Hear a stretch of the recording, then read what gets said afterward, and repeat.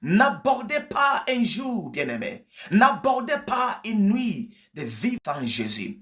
Car sans Jésus, bien-aimé dans le Seigneur, c'est comme si vous êtes hors les plans de Dieu. Jésus-Christ est la plante de la production et tu veux produire des fruits. Tu es comme une branche. La branche ne peut jamais produire des fruits seule sans avoir demeuré attachée au cep.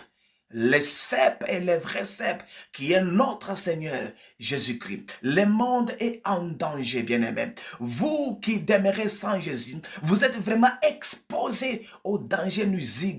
Nous sommes pendant les moments qui sont tellement difficiles. Les moments où le diable est en train de travailler, bien-aimé dans le Seigneur, avec rapidité. Avec rapidité. Avec rapidité. Et quelle a été sa mission? Écoutez.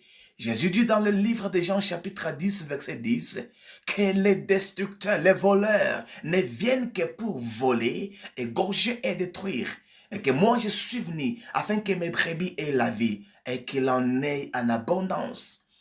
Quand le diable vient bien aimé dans le Seigneur, a une mission seulement, c'est d'ôter seulement la vie, de détruire et de gauche dans 1 Timothée chapitre 2 versets 3 et 4. Il dit, ceci est bon et agréable à notre Dieu qui est notre sauveur, qui veut que tous les hommes soient sauvés et qu'ils viennent à la connaissance de la vérité. Verset 4, qui veut que tous les hommes soient sauvés et qu'ils viennent à la connaissance de la vérité. Jésus, dans sa parole, quand tu es venu, Jésus déclare que vous connaîtrez la vérité et la vérité vous affranchira. Écoutez, la vérité, ce n'est pas une chose.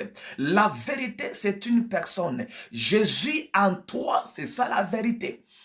Jésus en toi, c'est ça la vie.